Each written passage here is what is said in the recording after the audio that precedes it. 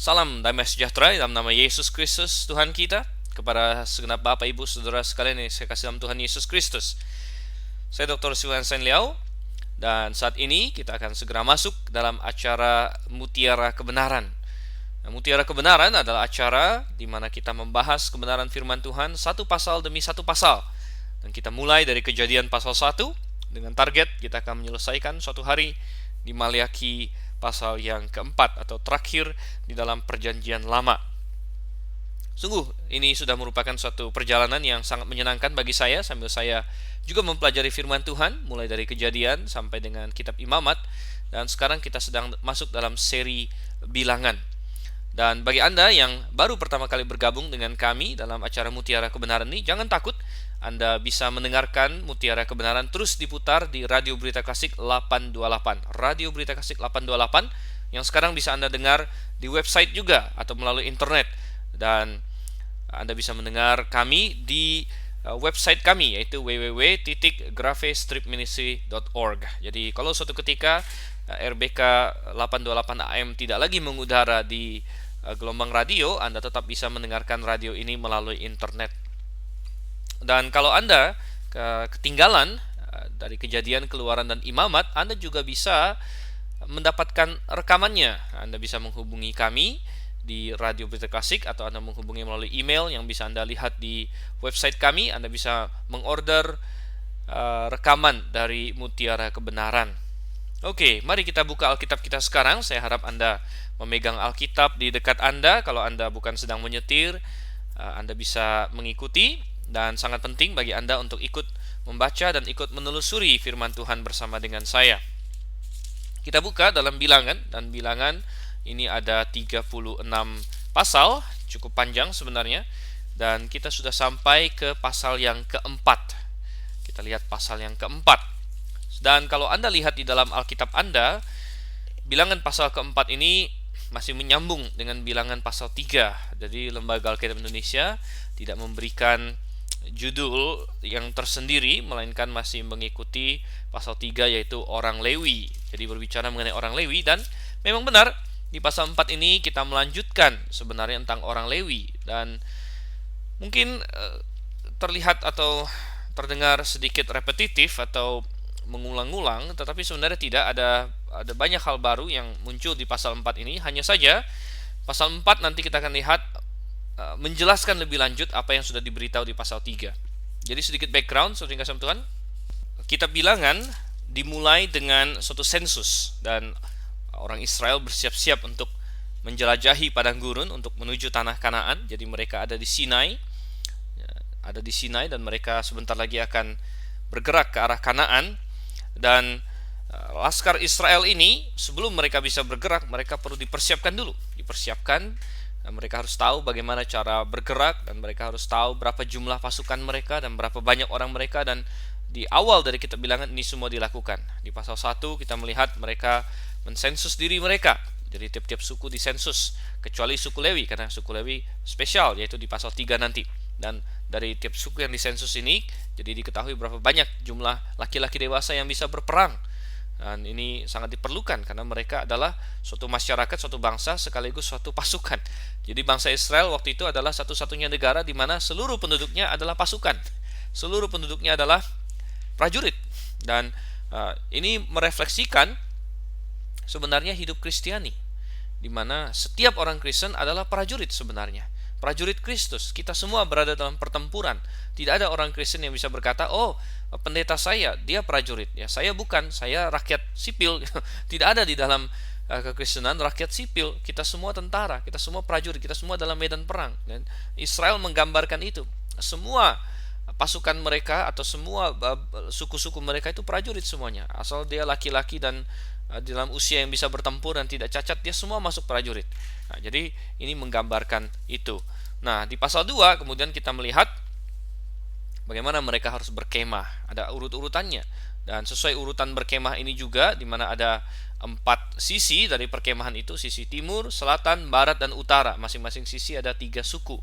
Dan sesuai dengan urutan ini juga mereka akan bergerak kalau mereka harus meninggalkan perkemahan atau mereka marching, mereka bergerak, mereka ada urutan tertentu. Nah, di tengah-tengah lingkaran 12 suku itu ada lingkaran dalam berupa suku Lewi beserta dengan kemah suci.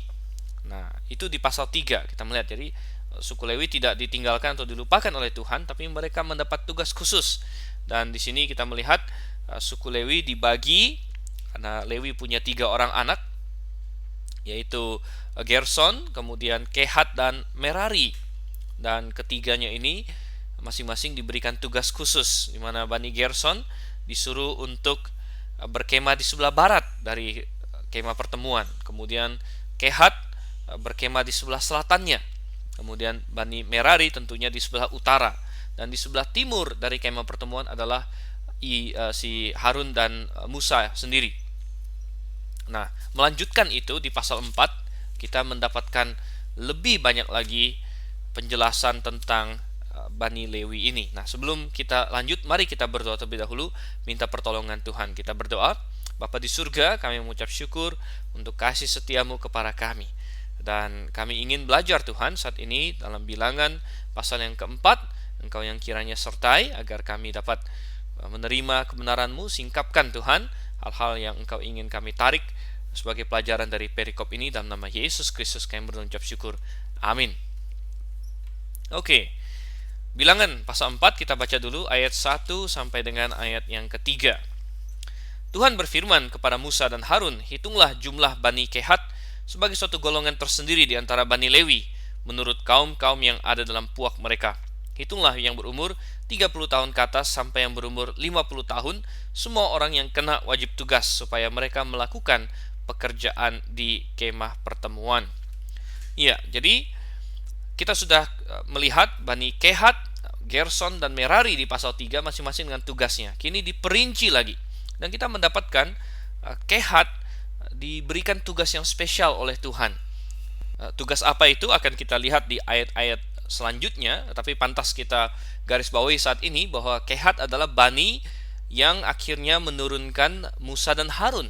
Mungkin karena itulah maka Bani Kehat dispesialkan oleh Tuhan, diberikan tugas yang spesial. Nah, tetapi saya ingin mengajak kita melihat juga bahwa kali ini mereka harus bikin sensus lagi.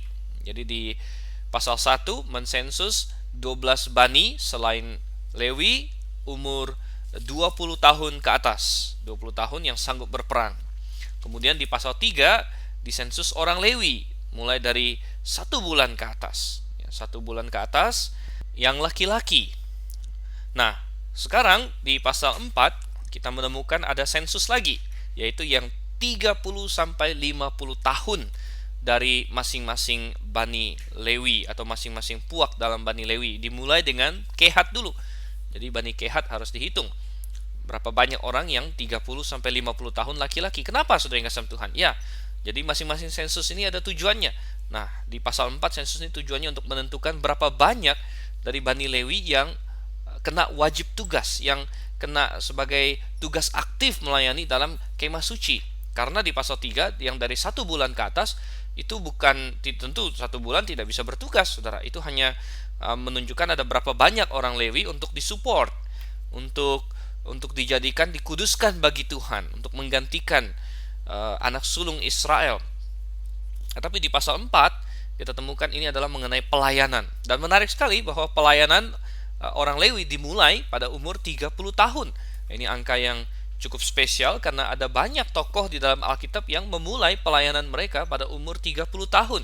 Di Perjanjian Lama sendiri kita temukan beberapa orang, misalnya Yusuf, ya, salah satu bapak patriark orang Israel. Yusuf waktu dia masih kecil dibuang oleh saudara-saudaranya ke Mesir. Masih belasan tahun dia sudah dibuang dan dia harus mendekam di Mesir sebagai budak, kemudian belakangan sebagai seorang narapidana dengan tuduhan yang tidak benar terhadap dirinya. Tetapi akhirnya dia diberkati oleh Tuhan dan suatu ketika Tuhan membuka jalan bagi dia untuk melayani sebagai Perdana Menteri di Mesir. Dan Anda boleh baca di kitab Kejadian, Yusuf melayani mulai pada umur 30 tahun.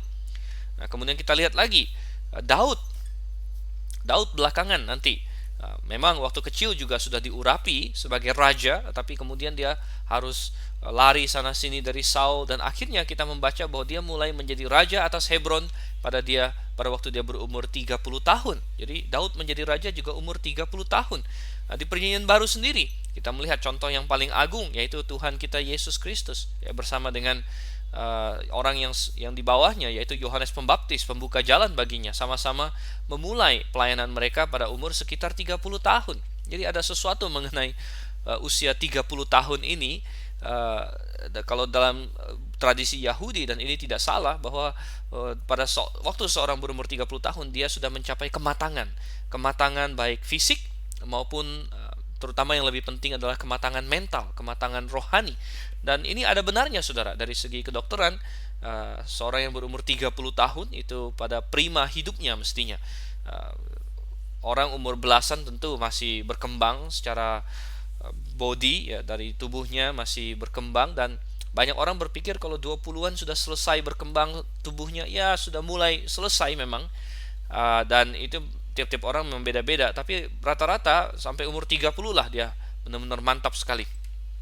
Apalagi dari segi mental terutama umur 30 tahun orang itu sudah mapan, biasanya sudah mulai berkeluarga, dan dia siap. Tentu tiap-tiap orang beda-beda, seperti yang saya katakan, ada orang yang sangat muda sudah bisa dipakai oleh Tuhan, tetapi sebagaimana Tuhan tetapkan di sini, umur 30 tahun memulai pelayanan Bani Lewi. Dan ini mengingatkan kita juga, saya jadi tergelitik ketika saya membaca ini dan teringat akan sesuatu, bahwa jangan-jangan umur ini juga yang akan menjadi representasi kita waktu kita di sorga nanti. Ya, seringkali ada pertanyaan, nanti kalau kita di sorga bagaimana tampang kita, tampang umur berapa begitu. Nah, ini pertanyaan yang memang sulit dijawab karena Alkitab tidak memberitahu, dan ada banyak hal tentang sorga dan neraka yang kita belum diberitahu, yang mungkin kita penasaran hari ini. Tetapi ingat bahwa Alkitab bukan diberikan untuk menjawab semua rasa penasaran kita, tetapi Alkitab diberikan untuk menyingkapkan kebenaran-kebenaran yang kita perlukan hari ini. Jadi semua yang ada dalam Alkitab itu kita perlukan dan cukup untuk menjawab semua keperluan rohani kita, bukan keingintahuan rohani kita. Ya, ada banyak hal yang kita ingin tahu yang Tuhan masih belum kasih tahu. Nah, salah satunya adalah bagaimana kita nanti akan terlihatnya. Karena orang percaya mati dalam umur yang berbeda-beda. Ada yang masih kecil sekali bayi, ada yang masih orok, masih bayi sudah meninggal. Nanti di sorga nanti gimana? Apakah dia tetap bayi, tetap orok? Ada yang sudah kakek-kakek, sudah nenek-nenek, sudah tua renta, badannya mungkin sudah reyot, ya, nanti masuk surga apakah masih seperti itu juga? Tentu tidak, ya, karena kita percaya dalam surga nanti kita punya tubuh yang tidak fana lagi. Tapi yang seperti apa, saudara? Memang Alkitab tidak banyak memberikan informasi, tetapi prinsipnya kita percaya pastilah tubuh pada saat prima, ya, tubuh pada saat kondisi puncak, ya, dan di surga nanti kita dalam kondisi prima, dan mungkin akan mirip seperti seorang yang berumur 20-an atau 30-an tahun, ya.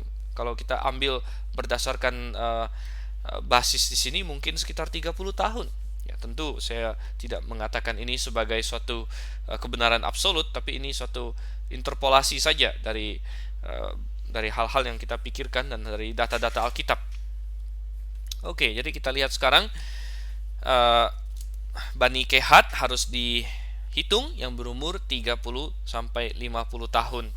Nah, coba kita lihat apa tugas mereka. Kita baca dari ayat 4 sampai dengan ayat yang ke-14. Ayat 4 sampai 14 agak panjang tapi tidak apa-apa. Coba Anda ikut memperhatikan bersama dengan saya bilangan 4 ayat 4 sampai dengan 14. Pekerjaan jabatan orang Kehat di kemah pertemuan ialah mengurus barang-barang yang maha kudus. Kalau perkemahan akan berangkat, haruslah Harun dan anak-anaknya masuk ke dalam untuk menurunkan tabir penudung dan menudungkannya kepada tabut hukum. Di atasnya mereka harus meletakkan tutup dari kain lumba-lumba, dan di atasnya lagi mereka harus membentangkan sehelai kain yang seluruhnya ungu tua. Kemudian mereka harus memasang kayu-kayu pengusung tabut itu. Lagi pula di atas meja roti sajian mereka harus membentangkan sehelai kain ungu tua, dan di atasnya mereka harus meletakkan pinggan, cawan, piala, dan kendi korban curahan, juga roti sajian harus tetap ada di atasnya. Di atas semuanya itu mereka harus membentangkan sehelai kain kirmizi, lalu menudungnya dengan tudung dari kulit lumba-lumba. Kemudian mereka harus memasang kayu-kayu pengusung meja itu. Lalu mereka harus mengambil sehelai kain ungu tua dan menudungkannya kepada kandil untuk penerangan dengan lampu-lampunya, sepit-sepit dan penadah-penadahnya, dan segala perkakas minyaknya yang dipakai untuk mengurus kandil itu. Dan mereka harus meletakkannya dengan segala perkakasnya ke atas tudung dari kulit lumba-lumba dan meletakkannya di atas usungan. Di atas mezbah dari emas itu mereka harus membentangkan sehelai kain ungu tua dan menudunginya dengan tudung dari kulit lumba-lumba. Kemudian mereka harus memasang kayu pengusung mezbah itu, kayu-kayu pengusung mezbah itu. Lalu mereka harus mengambil segala perkakas yang dipakai untuk menyelenggarakan kebaktian di tempat kudus, meletakkannya di atas sehelai kain ungu tua dan menudunginya dengan tudung dari kulit lumba-lumba, kemudian meletakkannya di atas usungan. Dan mereka harus membersihkan mezbah itu dari abu, lalu membentangkan sehelai kain ungu muda di atasnya. Sesudah itu meletakkan di atasnya segala perkakasnya yang dipakai untuk mengurusnya, yakni perbaraan, garpu, penyodok, bokor penyiraman, segala perkakas mezbah itu. Dan di atasnya mereka harus membentangkan tutup dari kulit lumba-lumba. Kemudian mereka harus memasang kayu-kayu pengusung mezbah itu. Oke. Jadi kita lihat di sini, intinya tugas dari Bani Kehat di sini adalah memindahkan pada saat kemah pertemuan harus pindah, misalnya ketika orang Israel harus bergerak dari satu titik ke titik lain, maka kemah harus dibongkar. Nah, kemah harus dibongkar ini, Bani Kehat punya tugas terhadap benda-benda maha kudus atau perabot-perabot maha kudus itu. Tetapi sebelum mereka boleh bekerja di situ, benda-benda ini harus ditutup dulu. Jadi sebenarnya di pasal di ayat 4 sampai 14 ini belum banyak berbicara mengenai apa yang harus dilakukan Bani Kehat, tetapi apa yang harus dilakukan oleh imam sebagai persiapan untuk boleh dipegang oleh Bani Kehat. Jadi perhatikan, jadi betapa suatu pelajaran yang luar biasa di sini oleh Tuhan tentang Tuhan yang kudus begitu terpisah dari manusia. Bahkan barang-barang kudus yang bagi Tuhan pun tidak boleh sembarangan. Ya, Tuhan kudus, Tuhan terpisah. Ini suatu pelajaran, saudara. Dalam Perjanjian Baru kita diberitahu bahwa Perjanjian Lama mengandung pengajaran, gambaran tentang apa yang akan datang. Nah, itu yang kita lihat di sini. Jadi kalau kita perhatikan, orang Bani Kehat, walaupun mereka adalah bani yang spesial, saudara, tetap saja mereka tidak boleh melihat barang-barang kudus. Melihat pun tidak boleh. Karena sebelum mereka masuk, jadi imam beserta dengan anak-anaknya mungkin harus datang. Pertama-tama mereka turunkan dulu, mereka harus sampai dulu.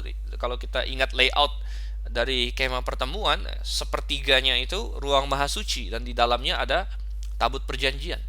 Nah, 2/3 kesininya itu ruang suci atau ruang kudus. Jadi ada ruang maha kudus, ada ruang kudus. Nah, ada tirai yang memisahkan antara ruang maha kudus dengan ruang kudus. Jadi imam harus datang dulu, dia copotin tirainya itu dari ringnya, dari tempatnya. Kemudian dia tutupkan. Jadi tabir itu dia tutupkan langsung ke atas tabut itu. Nah, karena imam pun tidak boleh sembarangan melihat tabut. Yang boleh melihat tabut itu hanya imam besar, dan itu pun hanya 1 hari dalam 1 tahun, yaitu pada hari pendamaian.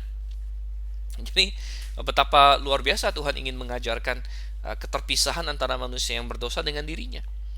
Jadi imam pun tidak boleh melihat langsung atau berurusan langsung dengan tabut perjanjian, karena tabut perjanjian itu melambangkan hadirat Allah langsung, makanya dalam ruang maha kudus. Dan itu hanya 1 kali setahun, 1 hari setahun. Imam besar masuk ke sana, dan pada hari itu dia membawa darah.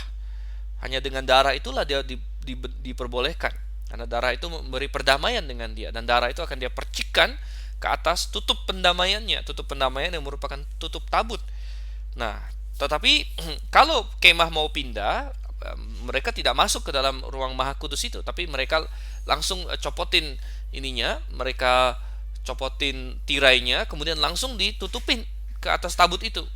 Nah, setelah itu mereka ambil tirai-tirai atau kain-kain lain yang sudah mereka persiapkan dan mereka miliki, mereka tutupi perkakas-perkakas lain. Misalnya ada meja roti sajian, itu ditutupin. Kemudian ada kandil, ya kandil di situ ditutupin. Kemudian mesbah ukupan, ya ditutupin. Nah, kemudian untuk memindahkan benda-benda ini semua waktu dirancang, kalau Anda ingat kembali di Keluaran, itu ada lingkaran-lingkaran, ada ring yang sudah ditaruh di samping-samping mereka supaya bisa diselipkan kayu penaga yang dilapis emas. Dan itu kemudian mereka sisipkan ke situ. Nah, barulah setelah semua ditutupin, nanti mereka panggil Bani Kehat masuk untuk mengangkatnya. Jadi Bani Kehat yang walaupun spesial tetap tidak bisa melihat benda-benda kudus itu. Nah, betapa Tuhan ingin mengajarkan keterpisahan itu. Nah, tetapi betapa luar biasanya kalau kita mengingat kebebasan yang kita miliki hari ini dalam Kristus. Jadi ketika Yesus Kristus mati di atas kayu salib, luar biasa sekali. Pada saat dia menyerahkan nyawanya, kita membaca dalam Injil Matius bahwa tabir bait Allah yang memisahkan ruang kudus dengan ruang maha kudus itu terbelah dari atas sampai ke bawah. Terbelah dua. Untuk melambangkan kini ada akses penuh, kini ada jalan bagi manusia untuk sampai kepada Allah yang Maha Kudus.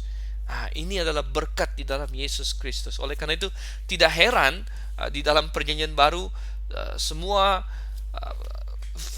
atmosfernya berbeda, saudara. Bukan lagi kita penuh ketakutan. Saya salah masuk ke gereja bisa mati gitu, ya, karena disambar Tuhan. Tidak. Gereja bukan lagi bait suci. Ini adalah suatu kesalahan. Kadang-kadang banyak gereja hari ini masih memposisikan diri bait suci, seolah-olah ini di mimbar ini ruang maha kudus ini. Ini anak kecil jangan sembarang naik ke sini. Ini salah. Tapi kalau kita baca dalam Ibrani 4 ayat 16 dikatakan, sebab itu marilah kita dengan penuh keberanian menghampiri tata kasih karunia. Nah, ini bicara mengenai hubungan pribadi kita dengan Tuhan tentunya. Misalnya dalam doa, dalam kita memohon kepada Tuhan, nggak perlu lagi lewat imam-imam manusia. Oleh karena itu ada gereja yang hari ini masih mengaku dosa kepada imam. Itu salah, tidak ada dalam Alkitab sama sekali mengaku dosa kepada imam.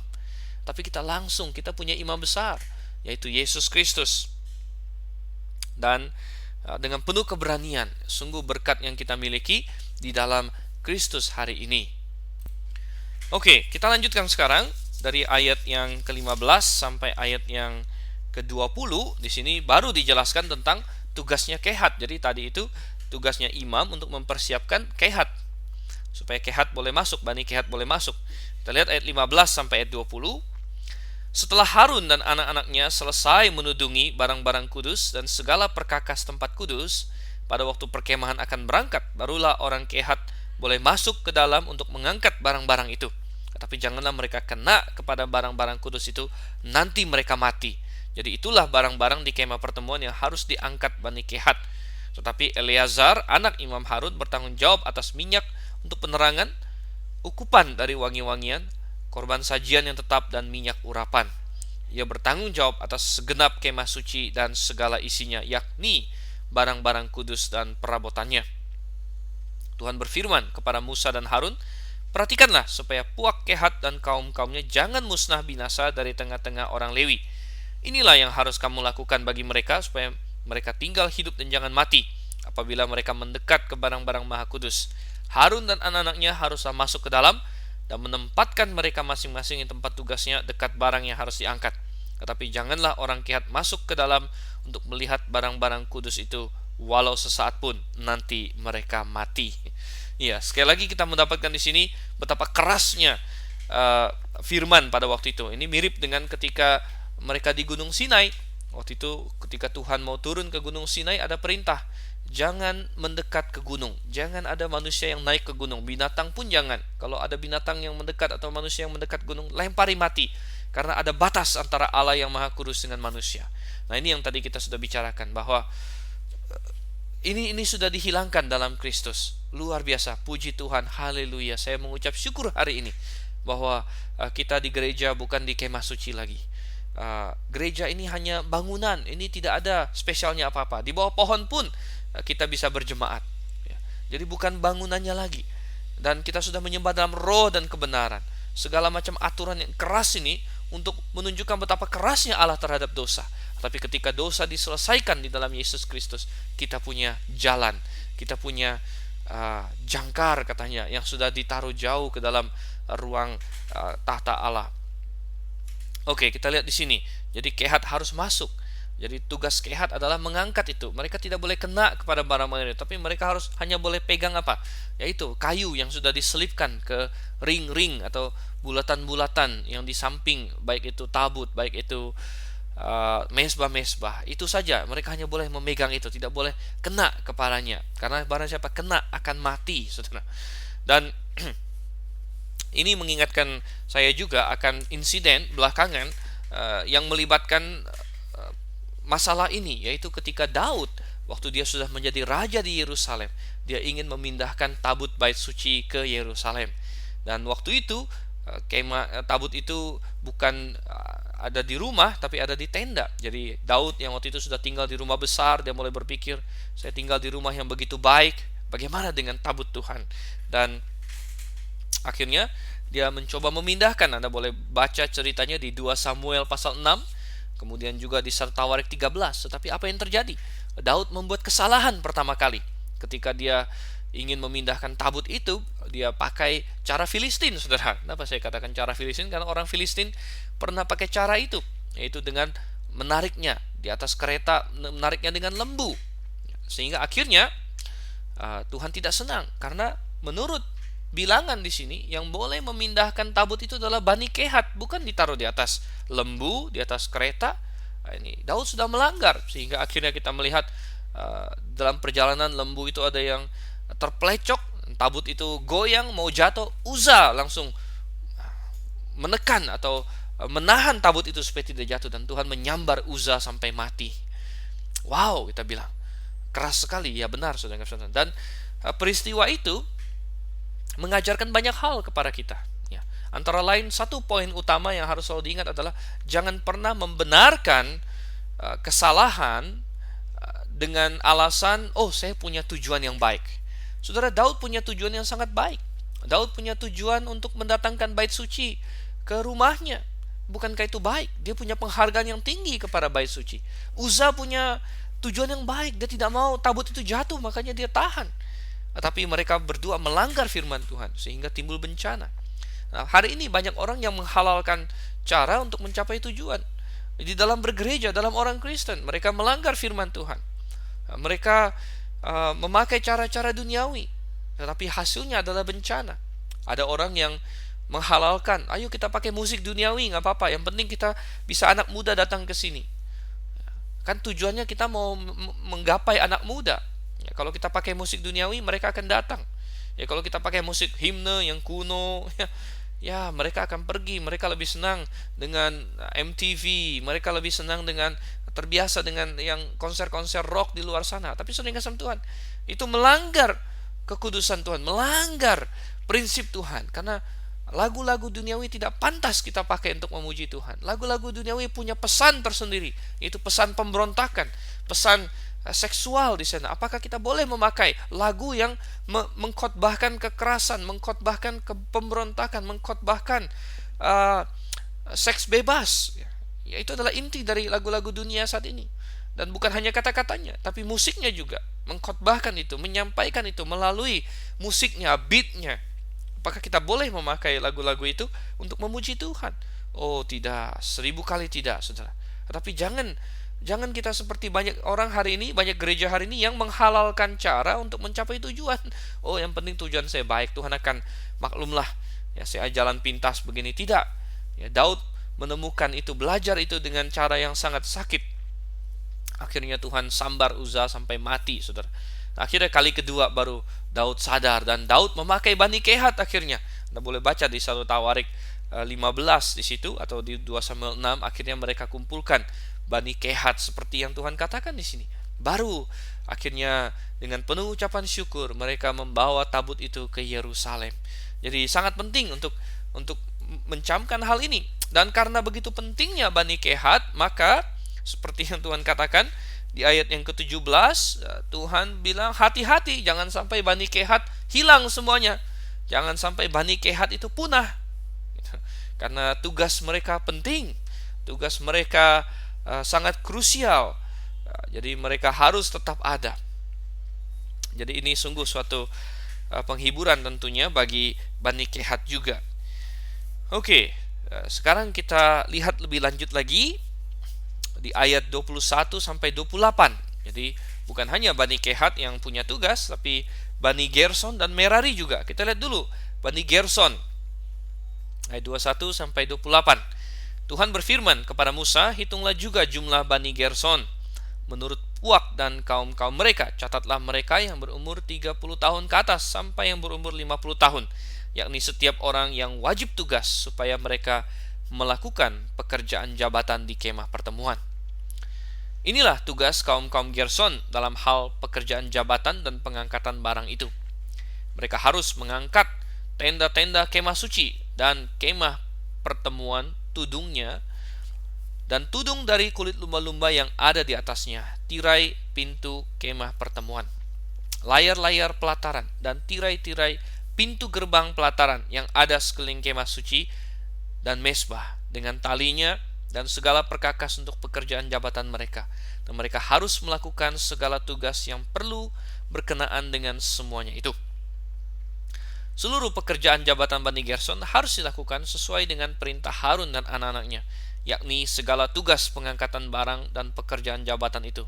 Kamu harus membuat mereka penanggung jawab atas segala sesuatu yang harus diangkat mereka. Itulah tugas kaum-kaum Bani Gerson di kemah pertemuan. Mereka harus mengerjakan di bawah pimpinan Itamar, anak Imam Harun itu. Ya, jadi kita melihat di sini Bani Gerson, ya, salah satu dari anaknya Lewi juga.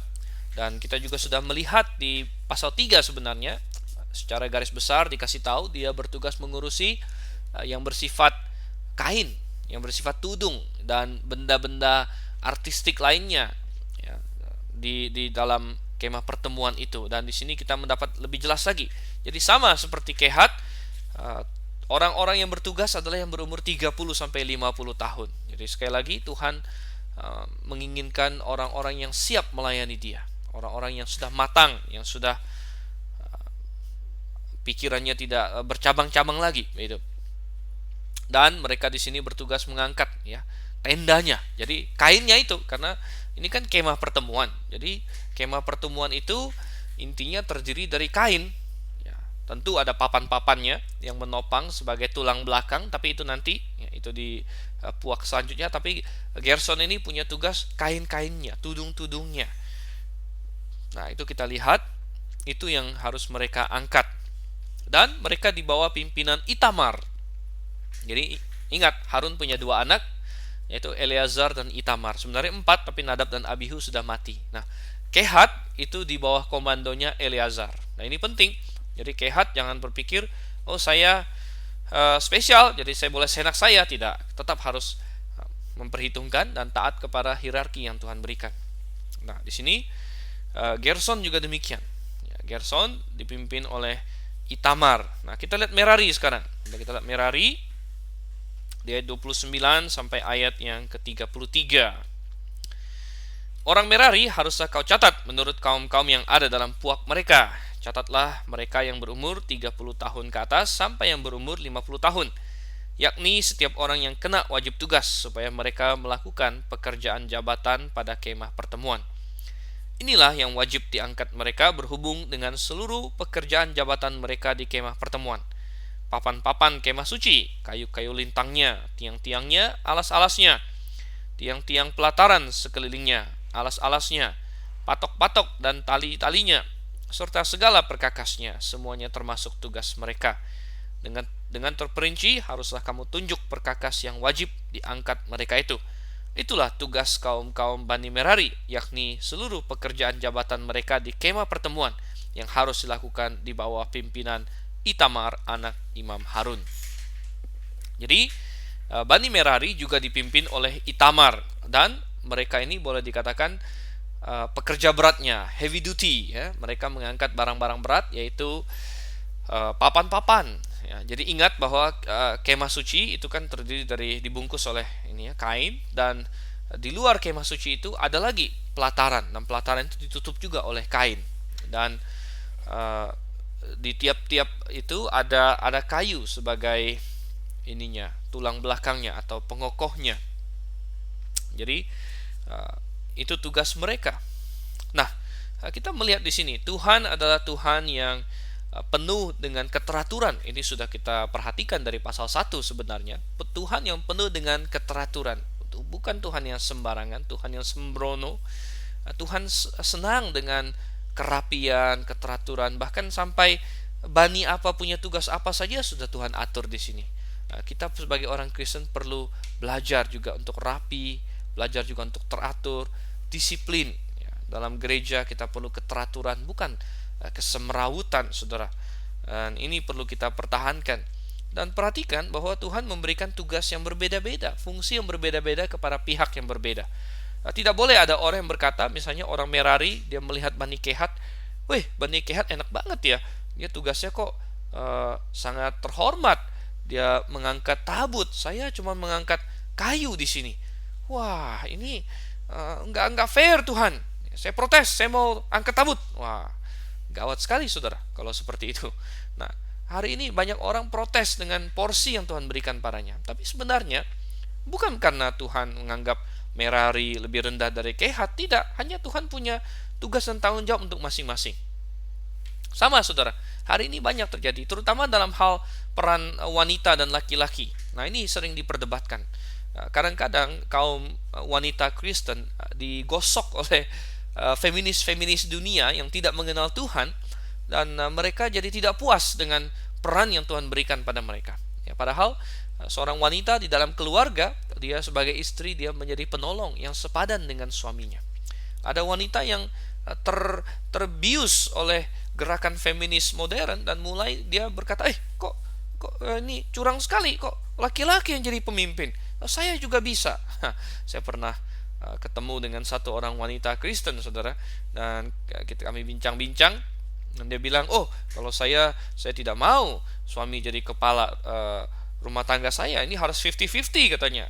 Nah, kebetulan memang dia wanita yang pintar, wanita yang terpelajar, tapi saya geleng-geleng kepala. Dan ini bukan masalah siapa lebih pintar, ini bukan masalah siapa lebih berharga di mata Tuhan. Ya, antara Kehat dengan Gerson dan Merari, semua anak Tuhan, semua anak Lewi. Ini bukan masalah siapa lebih cakap, ya.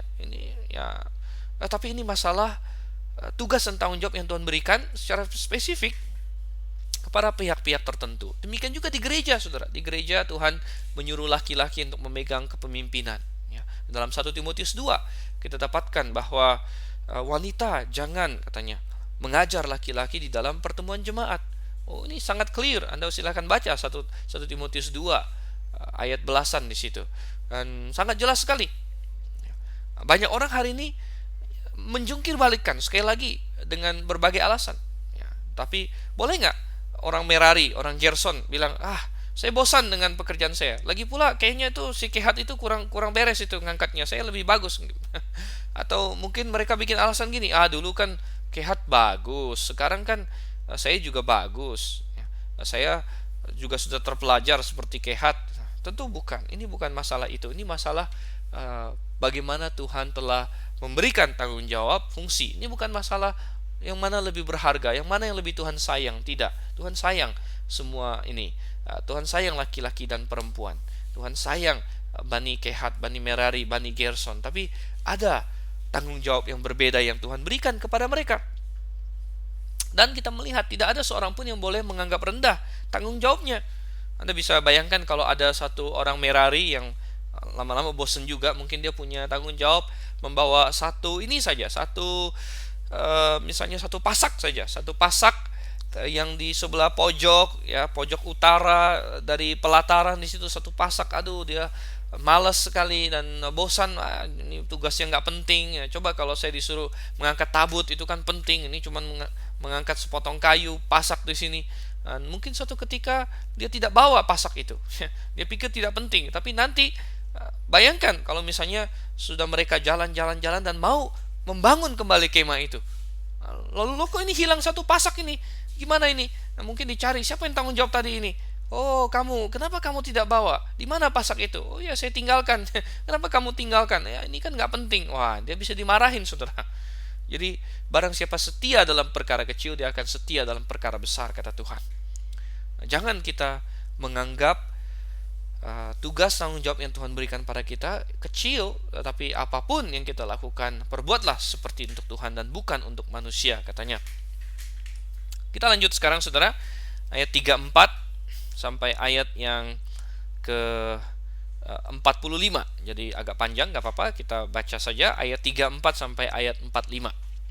Demikianlah Musa dan Harun dengan para pemimpin umat Israel mencatat Bani Kehat menurut kaum-kaum yang ada dalam puak mereka, yakni orang-orang yang berumur 30 tahun ke atas sampai yang berumur 50 tahun. Setiap orang yang kena wajib tugas berhubung dengan pekerjaan jabatan di kemah pertemuan. Maka jumlah pencatatan mereka menurut kaum-kaum mereka ada 2.750 orang. Itulah orang-orang yang dicatat dari kaum-kaum Kehat, semua orang yang melakukan pekerjaan jabatan di kemah pertemuan, yakni mereka yang dicatat oleh Musa dan Harun sesuai dengan titah Tuhan dengan perantaraan Musa. Bani Gerson yang dicatat menurut kaum-kaum yang ada dalam puak mereka, yaitu orang-orang yang berumur 30 tahun ke atas sampai yang berumur 50 tahun. Setiap orang yang kena wajib tugas berhubung dengan pekerjaan jabatan di kemah pertemuan. Jadi mereka yang dicatat menurut kaum-kaum yang ada dalam puak mereka berjumlah 2.630 orang. Itulah jumlah pencatatan kaum-kaum Bani Gerson, semua orang yang melakukan pekerjaan jabatan di kemah pertemuan, yakni mereka yang dicatat oleh Musa dan Harun sesuai dengan titah Tuhan.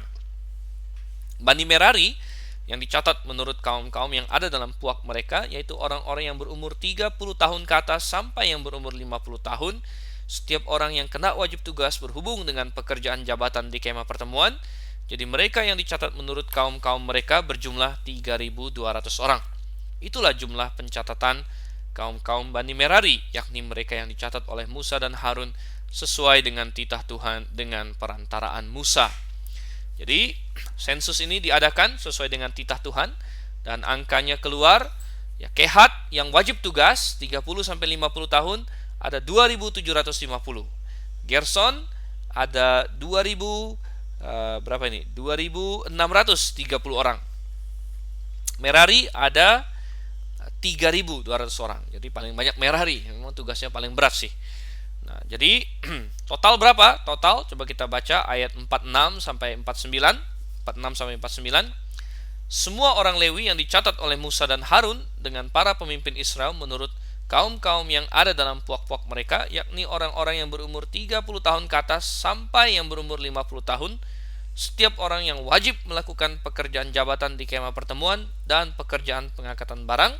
Jadi mereka yang dicatat berjumlah 8.580 orang sesuai dengan titah Tuhan dengan perantaran Musa. Maka mereka masing-masing dibuat penanggung jawab atas apa yang harus dikerjakan dan diangkatnya. Demikianlah mereka dicatat seperti yang diperintahkan Tuhan kepada Musa. Ya, jadi kalau di total dari tiga suku ini, tiga puak ini, 2.750 ditambah 2.630 ditambah 3.200, maka total menjadi 8.580 orang. Dan angka ini mungkin terlihat besar ya. Apa perlu orang sebanyak itu untuk mengangkat tabut atau membongkar seluruh kemah itu? Ya mungkin tidak diperlukan sebanyak orang itu. Anda bisa bayangkan tabut mungkin yang angkat 4 orang ya, kemudian apalagi yang mesbahnya ya sekian orang, ya atau tabut katakanlah maksimal 8 orang, kalau perlu 4 tiap sisi mesbah sekian orang. Jadi Kehat saja ada ribuan orang, ya, Merari ada ribuan orang, Gerson ada ribuan orang. Jadi tentu tidak dimaksud bahwa semua mereka 8.000-nya itu bertugas setiap kali mereka jalan. Tidak, tapi sepertinya ini nanti mereka ada gilirannya ya. Sama seperti imam, imam juga tidak selalu bertugas, ada gilirannya. Kita melihat di Perjanjian Baru, Zakaria juga ada gilirannya. Jadi ada rombongannya, nanti mereka membagi diri lagi menjadi rombongan-rombongan tertentu. Dan adanya pembagian rombongan begini juga lebih baik karena kalau pas-pas semuanya, wah gawat kalau misalnya salah satu di antara mereka ada yang sedang najis karena satu hal, mereka tidak bisa bertugas. Atau kalau ada yang ya misalnya karena satu lain hal tidak bisa, sakit kah ya, maka ada yang menggantikan. Jadi jumlah ini memang berlebih-lebih untuk membongkar kemah suci, apalagi kalau mereka sudah terbiasa 40 tahun nanti kita akan lihat mereka di padang gurun. Jadi saya yakin ini pekerjaan ini sering mereka lakukan dan lama-lama pasti mereka sudah terbiasa, dan membongkar kemah suci pasti tidak perlu lama-lama. Saya rasa dalam setengah jam ketika tiang awan mulai bergerak, jadi mereka tahu mereka akan bergerak ketika melihat tiang awan itu, maka tidak lama mereka sudah bisa membongkar kemah itu. Dan sambil mereka bongkar, sambil suku Yehuda dulu yang jalan. Kita melihat suku Yehuda jalan diikutin oleh suku Ruben dengan teman-temannya ya, Yehuda teman-temannya ikutin Ruben teman-temannya, kemudian baru Bani Lewi dengan kemah pertemuan ya, ditutup oleh Bani Yusuf dan Bani Dan nanti dengan teman-teman mereka. Jadi kita lihat ini merupakan suatu prosesi yang indah, prosesi yang luar biasa, dan Tuhan memberikan ini semua untuk menjadi pelajaran bagi kita akan keteraturan yang Tuhan tuntut. Mari kita belajar dari orang Israel ini, mari kita belajar dari firman Tuhan, dan kita akan lanjutkan lagi di pasal 5 kali berikutnya. Jangan lewatkan, kita terus dalam kitab Bilangan, kita akan segera nanti masuk ke perjalanan mereka, tapi sebelumnya masih ada beberapa hal yang harus dibereskan dulu. Tapi kita ketemu lagi nanti. Jadi saya undur diri dulu. Saya Dr. Stephen Aiselial mengucapkan selamat bertemu kembali, selamat melayani, dan Maranatha.